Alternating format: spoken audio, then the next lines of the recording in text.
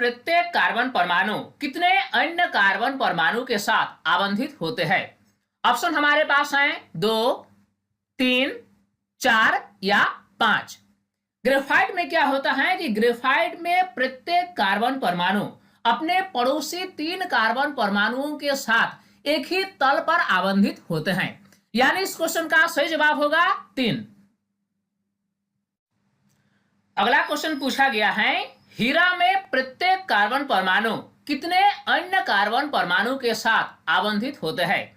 Option दिया गया है 2, 3, 4 और 5। हीरा में क्या होता है कि हीरा में प्रत्येक कार्बन परमाणु अपने पड़ोसी 4 कार्बन परमाणु के साथ आवंधित होते हैं, यानी ग्रेफाइट में 3 कार्बन परमाणु के साथ आवंधित होते हैं, लेकिन हीरा में प्रत्येक कार्बन परमाणु 4 अन्य कार्बन परमाणु के साथ आवंधित होते हैं, यानी इस क्वेश्चन का सही जवाब होगा ऑप्शन सी यानी 4। नेक्स्ट, अब तक का ज्ञात सर्वाधिक कठोर पदार्थ क्या है? ऑप्शन हमारे पास हैं लोहा, हीरा, प्लेटिनम और ग्रेफाइट। इसका सही जवाब होगा हीरा। हीरा अब तक का ज्ञात सबसे अधिक कठोर पदार्थ होता है। कारण क्या है कि हीरे में प्रत्येक कार्बन परमाणु अपने पड़ोसी 4 कार्बन परमाणु के साथ आवंधित होते हैं और इसी गुण के कारण हीरा प्रकृति में सर्वाधिक कठोर पदार्थ है। मीथेन में कितने सहसंयोजक आवंध होते हैं? ऑप्शन हमारे पास हैं 2, 3, 4 या 5। मीथेन का रासायनिक सूत्र CH4 होता है और इसका संरचना सूत्र इस प्रकार होता है। इसमें कार्बन परमाणु जो है अन्य 4 हाइड्रोजन परमाणु के साथ सहसंयोजी बंधन द्वारा आवंधित होते हैं, यानी मीथेन के एक अणु में 4 सहसंयोजक आवंध पाए जाते हैं। इस प्रकार इस क्वेश्चन का सही जवाब होगा ऑप्शन सी यानी 4। कार्बन और हाइड्रोजन के यौगिकों को क्या कहते हैं? ऑप्शन है हाइड्रोकार्बन, कार्बनिक यौगिक, आयनिक यौगिक और सहसंयोजी यौगिक। पहला ऑप्शन है हाइड्रोकार्बन। हाइड्रोकार्बन वैसे यौगिक हैं जो कार्बन और हाइड्रोजन से मिलकर बने हैं। दूसरा ऑप्शन है कार्बनिक यौगिक, यानी कार्बन के जो यौगिक होते हैं उससे कार्बनिक यौगिक कहा जाता है। तीसरा ऑप्शन दिया गया है आयनिक यौगिक। ऐसा यौगिक जिसमें परमाणुओं के बीच इलेक्ट्रॉन का कंप्लीट ट्रांसफर होने के कारण जो यौगिक का निर्माण होता है उससे आयनिक यौगिक कहा जाता है। और चौथा ऑप्शन है सहसंयोजी यौगिक, यानी ऐसा यौगिक जिसमें अणुओं का निर्माण परमाणुओं के मध्य इलेक्ट्रॉनों के साझा होने के कारण होता है, यानी इसका सही जवाब होगा हाइड्रोकार्बन। कार्बन और हाइड्रोजन के यौगिकों को हाइड्रोकार्बन कहा जाता है। सबसे सरल हाइड्रोकार्बन है, ऑप्शन दिया गया है मीथेन, एथेन, प्रोपेन और ब्यूटेन। इन 4 ऑप्शन में से हमें चुनना है कि सबसे सरल हाइड्रोकार्बन क्या है। तो सबसे पहले चारों का रासायनिक सूत्र हम देखते हैं। मीथेन का रासायनिक सूत्र होता है CH4, एथेन का होता है C2H6, प्रोपेन का C3H8 और ब्यूटेन का C4H10। तो इस प्रकार रासायनिक सूत्र को देखने के बाद यह पता चलता है कि मीथेन अणु जो है वह सबसे छोटा अणु है इन 4 ऑप्शन में से, यानी मीथेन जो है वह सबसे सरल हाइड्रोकार्बन है। इस प्रकार इस क्वेश्चन का सही जवाब होगा ऑप्शन ए यानी मीथेन। अगला क्वेश्चन पूछा गया है, निम्नलिखित में से कौन सा एक कार्बनिक यौगिक है? ऑप्शन हमारे पास हैं जल, अमोनियम क्लोराइड, क्लोरोफॉर्म और साधारण नमक। सबसे पहले हमें यह पता करना होगा कि इन सभी यौगिकों का रासायनिक सूत्र क्या है। जल का रासायनिक सूत्र होता है H2O, अमोनियम क्लोराइड का होता है NH4Cl, क्लोरोफॉर्म का CHCl3 और साधारण नमक का NaCl। चूंकि हम जानते हैं कि कार्बनिक यौगिक ऐसा यौगिक है जो कार्बन के बने हैं, यानी इन 4 ऑप्शन में से क्लोरोफॉर्म जो है वह एक कार्बनिक यौगिक है, इसलिए इस क्वेश्चन का सही जवाब होगा ऑप्शन सी यानी क्लोरोफॉर्म। एथेन के एक अणु में कितने सहसंयोजी आवंध होते हैं? ऑप्शन है 4, 5, 6 या 7। एथेन का रासायनिक सूत्र होता है C2H6 और इसका संरचना इस प्रकार होता है। इसमें 2 कार्बन परमाणु और 6 हाइड्रोजन परमाणु आपस में आवंधित होते हैं। इस स्ट्रक्चर को देखकर हमें यह पता लगाना है कि एथेन के एक अणु में कितने सहसंयोजी आबंध होते हैं। तो आप देख सकते हैं कि इस अणु में कुल 7 सहसंयोजी आबंध हैं। यानी इस क्वेश्चन का सही जवाब होगा ऑप्शन डी यानी 7। नेक्स्ट क्वेश्चन काफी इंपॉर्टेंट है। इसमें पूछा गया है खाना बनाते समय यदि बर्तन की तली बाहर से काली हो रही है तो इसका मतलब क्या हो सकता है। ऑप्शन दिया गया है भोजन पूरी तरह नहीं पका है, या ईंधन पूरी तरह से नहीं जल रहा है। अगला ऑप्शन है ईंधन आर्द्र है, या ईंधन पूरी तरह से जल रहा है। इसका सही जवाब होगा कि ईंधन पूरी तरह से नहीं जल रहा है। कारण क्या है कि जब ईंधन में ऑक्सीजन की आपूर्ति पर्याप्त मात्रा में नहीं होती है तो बर्तन की बाहरी सतह काली हो जाती है। कार्बन के कौन से अपरूप में मुक्त इलेक्ट्रॉन पाए जाते हैं। ऑप्शन हमारे पास हैं कोक, कोयला, हीरा और ग्रेफाइट। इसका सही जवाब होगा ग्रेफाइट। देखिए हीरा और ग्रेफाइट कार्बन के अपरूप होते हैं। इसमें ग्रेफाइट कार्बन का एक ऐसा अपरूप है जिसमें मुक्त इलेक्ट्रॉन पाए जाते हैं और इसी गुण के कारण यानी ग्रेफाइट में मुक्त इलेक्ट्रॉन मौजूद रहने के कारण ही ग्रेफाइट अधातु होते हुए भी यह विद्युत का सुचालक होता है। सीएनजी का प्रमुख घटक है। ऑप्शन है कार्बन डाइऑक्साइड, मीथेन, एथेन या ऑक्सीजन। सीएनजी का पूरा नाम कंप्रेस्ड नेचुरल गैस, हिंदी में इससे कहते हैं संपीड़ित प्राकृतिक गैस। इसका प्रमुख घटक होता है मीथेन। पेंटेन का आणविक सूत्र C5H12 है। इसमें होते हैं, ऑप्शन दिया गया है 5 सहसंयोजक बंध, 12 सहसंयोजक बंध, 16 सहसंयोजक बंध या 17 सहसंयोजक बंध। पेंटेन का आणविक सूत्र दिया गया है C5H12। इसमें हमें बताना है कि इसके एक अणु में कितने सहसंयोजक बंध पाए जाते हैं। इसके लिए सबसे पहले हमें पेंटेन का संरचना सूत्र देखना होगा। पेंटेन के एक अणु में कार्बन के 5 परमाणु और हाइड्रोजन के 12 परमाणु आपस में आवंधित होते हैं और इस संरचना सूत्र को देखकर आप पता लगा सकते हैं कि पेंटेन के एक अणु में कितने सहसंयोजक बंध होते हैं। तो इसका सही जवाब होगा कि पेंटेन के एक अणु में 16 सहसंयोजक बंध पाए जाते हैं। एल्केन श्रेणी का प्रथम सदस्य है। ऑप्शन दिया गया है मीथेन, एथेन, एथाइन और प्रोपेन।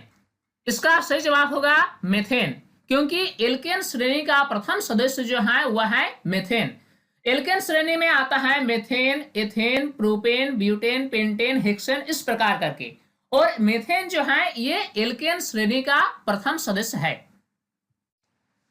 प्रयोगशाला में संश्लेषित किया गया पहला कार्बनिक यौगिक था। ऑप्शन हमारे पास हैं यूरिक अम्ल, यूरिया, मीथेन या ग्लूकोज। पहले ऐसी धारणा थी कि कार्बनिक यौगिकों का निर्माण केवल सजीवों के शरीर में ही हो सकता है और इस सिद्धांत को कहा गया था जैव शक्ति का सिद्धांत।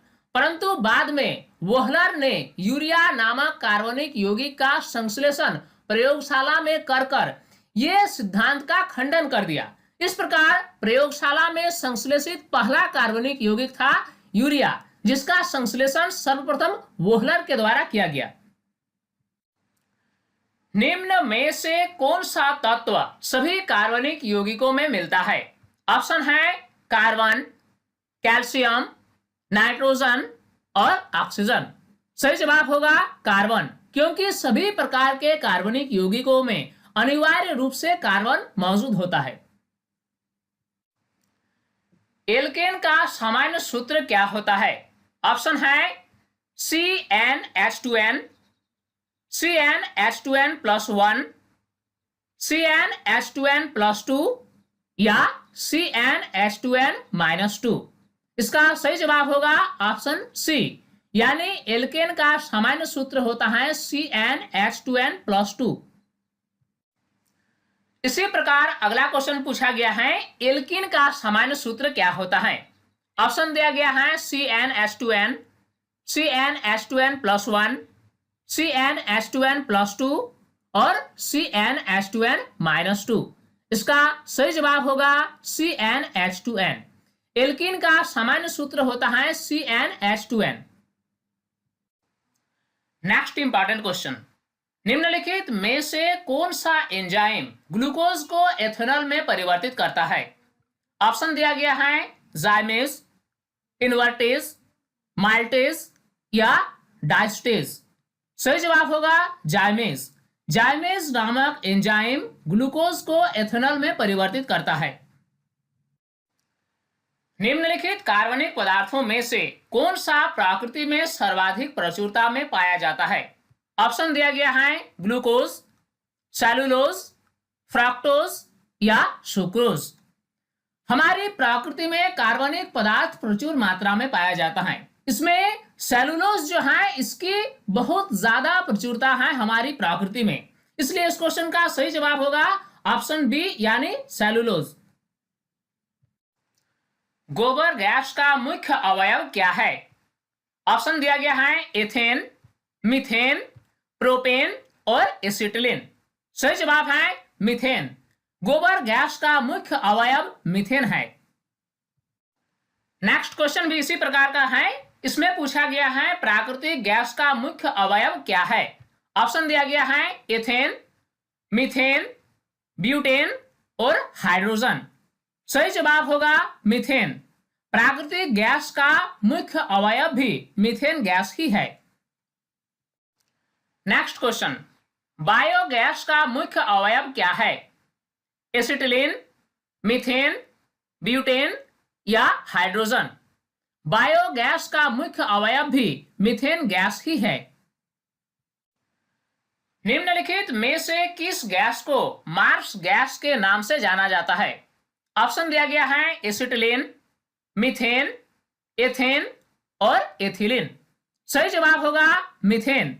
मीथेन को मार्स गैस कहा जाता है। मार्स का मतलब होता है दलदल, यानी मीथेन वैसे क्षेत्र में पाया जाता है जहां दलदली भूमि हो। ये पदार्थों के सड़ने के कारण मीथेन गैस मुक्त करती है, इसीलिए मीथेन को मार्स गैस कहा जाता है। अगला क्वेश्चन है, पेट्रोल का मुख्य संगठक क्या है। ऑप्शन है पेंटेन, ऑक्टेन, मेथेन या हेक्सेन। सही जवाब है ऑक्टेन। पेट्रोल का मुख्य संगठक ऑक्टेन होता है। एलपीजी का मुख्य संगठक क्या है। ऑप्शन दिया गया है मेथेन, एथेन, प्रोपेन और ब्यूटेन। सही जवाब होगा ब्यूटेन। एलपीजी का मुख्य संगठक ब्यूटेन होता है। अगला क्वेश्चन है, कैल्शियम कार्बाइड पर जल की प्रतिक्रिया द्वारा कौन सी गैस उत्पन्न होती है। ऑप्शन हमारे पास है मेथेन, एथेन, एथिलीन और एसिटिलीन। जब हम कैल्शियम कार्बाइड पर जल की अभिक्रिया कराते हैं तो हमें एसिटिलीन प्राप्त होती है, यानी C2H2। इस प्रकार इस क्वेश्चन का सही जवाब होगा एसिटिलीन, क्योंकि जब भी हम कैल्शियम कार्बाइड पर जल की अभिक्रिया कराते हैं तो एसिटिलीन गैस उत्पन्न होती है। फलों को कृत्रिम रूप से पकाने के लिए कौन सी गैस प्रयोग की जाती है। ऑप्शन दिया गया है प्रोपेन, एथेन, मेथेन और एसिटिलीन। सही जवाब होगा एसिटिलीन। फलों को कृत्रिम रूप से पकाने के लिए एसिटिलीन का उपयोग किया जाता है। मेथेनॉल किस नाम से जाना जाता है। ऑप्शन दिया गया है रविंग alcohol, grain alcohol, would alcohol या विकृत अल्कोहल। सही जवाब होगा वुड अल्कोहल। मेथेनॉल को वुड अल्कोहल भी कहा जाता है क्योंकि मेथेनॉल का निर्माण वुड के यानी लकड़ी के डिस्ट्रक्टिव डिस्टिलेशन प्रोसेस द्वारा भी किया जा सकता है, इसीलिए मेथेनॉल को वुड अल्कोहल भी कहा जाता है। शराब का निर्माण किस प्रक्रिया के परिणाम स्वरूप होता है। ऑप्शन दिया गया है किण्वन, उत्प्रेरण, संयोजन या विस्थापन? सही जवाब होगा किण्वन। शराब का निर्माण किण्वन की प्रक्रिया द्वारा की जाती है। इसमें ग्लूकोज को इथाइल अल्कोहल में परिवर्तित की जाती है।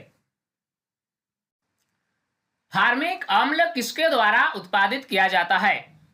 ऑप्शन दिया गया है दीमक, तिलचट्टा, लाल चींटी और मच्छर। सही जवाब होगा लाल चींटी। लाल चींटी में फॉर्मिक अम्ल पाया जाता है और फॉर्मिक अम्ल के उपस्थिति के कारण ही जब कोई लाल चींटी हमारी शरीर पर डंक मारती है तो हमें जलन महसूस होता है। यह जलन फॉर्मिक अम्ल की उपस्थिति के कारण ही होता है। दही का खट्टापन निम्नलिखित के द्वारा होता है। ऑप्शन है साइट्रिक अम्ल, लैक्टिक अम्ल, एसिटिक अम्ल या टार्ट्रिक अम्ल। सही जवाब होगा लैक्टिक अम्ल। दही में लैक्टिक अम्ल पाया जाता है और लैक्टिक अम्ल की उपस्थिति के कारण ही दही का स्वाद खट्टा होता है। भोपाल गैस त्रासदी के लिए उत्तरदायी प्रमुख प्रदूषक कौन सा था? ऑप्शन दिया गया है मिथाइल आइसोसाइनेट, ब्रोमीन, क्लोरोफ्लोरोकार्बन और क्लोरीन। 2-3 दिसंबर मध्यरात्रि को सन 1984 ईस्वी को भोपाल में यूनियन कार्बाइड नामक एक फैक्ट्री में भयानक दुर्घटना घटी। इसमें मिथाइल आइसोसाइनेट नामक एक प्रदूषक का रिसाव हुआ जिसमें हजारों लोगों की मृत्यु हो गई। इस प्रकार इस क्वेश्चन का सही जवाब होगा मिथाइल आइसोसाइनेट। यूरिया का रासायनिक सूत्र होता है। ऑप्शन दिया गया है NH4Cl, NH2CO NH4, NH2CO NH2 या NH3। सही जवाब होगा NH2CO NH2। यह है यूरिया का रासायनिक सूत्र। प्रयोगशाला में यूरिया का संश्लेषण सर्वप्रथम किसने किया? ऑप्शन दिया गया है विलियमसन, कोल्बे, वोहलर और वॉर्थोलेट। पहले ऐसी धारणा थी कि कार्बनिक यौगिकों का निर्माण केवल सजीवों में हो सकता है, लेकिन वोहलर ने प्रयोगशाला में यूरिया का संश्लेषण करके इस सिद्धांत को खंडित किया। इस प्रकार यूरिया का संश्लेषण वोहलर द्वारा प्रयोगशाला में सर्वप्रथम किया गया। अगला क्वेश्चन पूछा गया है अंगूर में कौन सा अम्ल पाया जाता है? ऑप्शन हमारे पास है साइट्रिक अम्ल, सैलिसिलिक अम्ल, लैक्टिक अम्ल और टार्ट्रिक अम्ल। इसका सही जवाब होगा कि अंगूर में टार्ट्रिक अम्ल पाया जाता है। नेक्स्ट क्वेश्चन भी इसी प्रकार का है। इसमें पूछा गया है इमली में कौन सा अम्ल पाया जाता है? ऑप्शन हमारे पास है एसिटिक अम्ल, साइट्रिक अम्ल, ऑक्जेलिक अम्ल और टार्ट्रिक अम्ल। इमली में टार्ट्रिक अम्ल पाया जाता है। यह एक इंपॉर्टेंट क्वेश्चन है जो एग्जाम में अक्सर पूछा जाता है। मानव गुर्दे में बनने वाली पथरी प्राय बनी होती है। ऑप्शन दिया गया है कैल्शियम ऑक्जेलेट की, सोडियम एसीटेट की, मैग्नीशियम सल्फेट की या कैल्शियम की।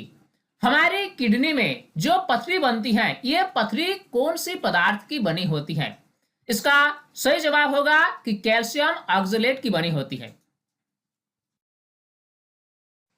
तो स्टूडेंट्स उम्मीद करता हूं इस वीडियो में दिए गए क्वेश्चंस आपके लिए काफी हेल्पफुल हुई होगी और इस वीडियो से आपने काफी कुछ सीखा होगा।